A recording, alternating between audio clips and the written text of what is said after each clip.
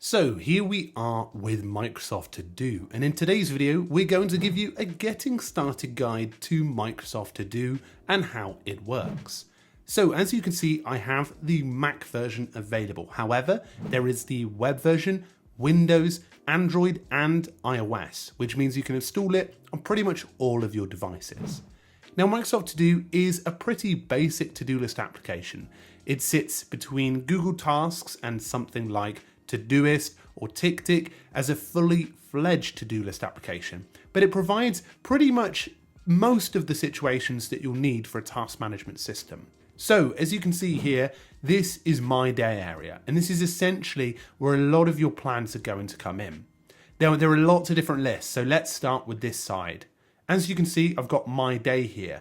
This is, again, your today area. You can now star stuff. So anything you star lives in important. And as you can see, anything can be starred by clicking in the top right hand corner on the star button, which will present itself in most of the apps that we reference. So you've also got planned. Now, planned is essentially all of your items that has a date above today. And as you can see everything that's overdue all the way to things that are happening later on in the year. If I go to all, I can see all of my tasks, no matter whether they've got a due date or not, and their associative projects that are with them. Now, if you're somebody that has Microsoft Outlook, you can flag tasks within that, and as you can see, any flagged email will become a task inside of here, which is perfect because it will backlink to the task, so you have all of the details. You've also got an area called tasks, which shows you all of your tasks that are actionable and ready to go. And you can sort this based on other factors like importance, and you can change this from here. Now, Microsoft To Do is really nice, but there is some preferences. So if you go into lists, you can actually turn a few of these off and on. So if you wanted just to have the basics, my day, flagged email and tasks, you can have that. And you can also set up another one called completed. And completed is essentially a place to see all of your tasks, basically an activity log of what's been done. You can see also that you can connect applications, and this is great for your Microsoft 365 ecosystem to extend it further. In appearance, you can auto hide empty smart lists, which is great for being able to make sure that anything that's empty doesn't show up. And you can also show the due today tasks in My Day. You can turn that off if you don't find it suitable. My Day can be pretty much whatever you want. Now, inside of here, you've got general. You can modify some other stuff like sync and things like that. But let's show you how to create a new list. Now, you can go to the bottom left-hand corner and press new list. If I say house renovation, I can add that as the title of the list. Now, I can do a few things to it here. I can change the theme, I can change the color of it, but I can also add a background to it, which might give it a bit more of a relaxing feel. Maybe we are home renovating with a tropical theme, so we will add that there. Now, you can modify more things like what the sorting is set up as, so maybe we want to add it to due date, or can also share this list with other people. Sharing a list will appear like this. Here's a one-to-one with Bob.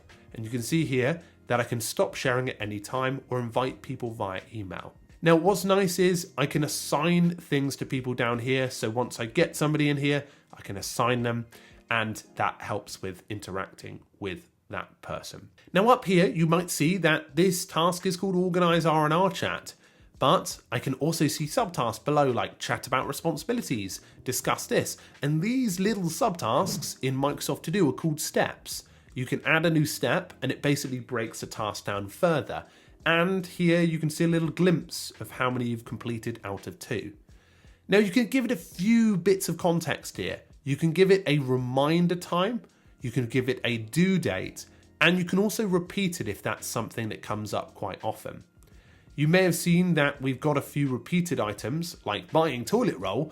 You can see here, this is repeated monthly, or you can customize it a little bit further, so you can repeat it every certain amount of days, certain amount of months, and make sure you don't forget it.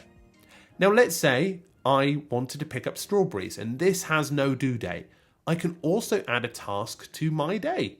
And as you can see, it pops up in the My Day area. Now, what's nice about My Day is it's actually got a really cool feature in the top right hand corner called Suggestions. It's that light bulb feature you'll see in most of the apps. And I can add any suggested task from any of my tasks that live across my account. So let's say I was like, okay, I might as well pack for Amsterdam today. I might as well organise handbook for the new tenants, and I'll buy dog food as well. Now, adding these tasks doesn't change the due date, but it actually gives you suggestions and brings them into the My Day area.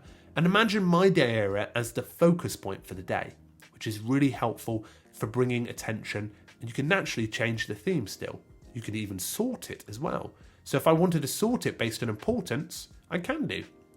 Importance, as I said, is defined by the star, so you'll only be able to see the top star items that are being brought up there, which is perfect. Now, other things you need to know is you can add a file here. This is helpful for adding more context and even adding a short note to it as well too, does present more opportunity.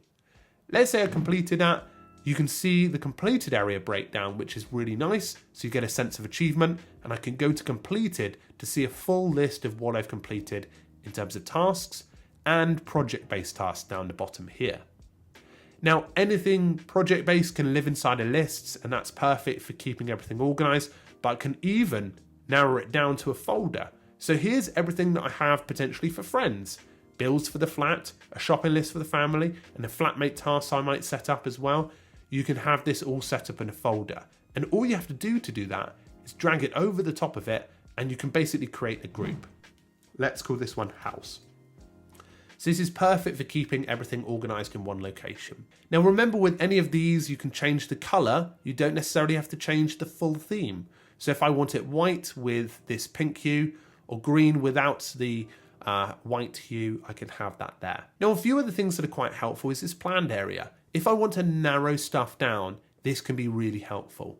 For example, maybe I want to see tomorrow's items across all of my projects, or anything that's associated later. I can naturally use the sorting. I can group it by list, or I can group it by due date. So if I go back to all planned, I can actually just make this look without the projects involved, but I can also group it by list if I did find it a bit more structured and a bit more organized. There are some great abilities in this, and you can actually start adding tasks down here.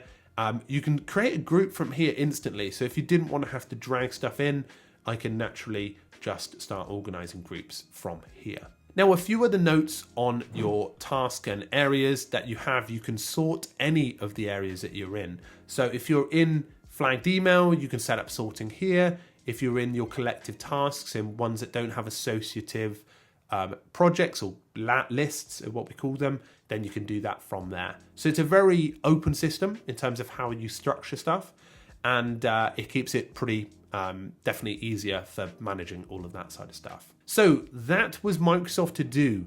Microsoft To Do is an easy to use system that basically is good for anyone that doesn't want anything as easy as, say, Google Tasks, but wants something a bit more complex, but doesn't want to go as deep as something like Todoist. Perfect for those who are already in the Microsoft ecosystem. So that is Microsoft To Do. If you're interested in more of our reviews and finding the perfect to-do list application, do check us out here on Keep Productive and subscribe to us for more. A big thanks for stopping by, and I look forward to seeing you in a future video. Cheerio.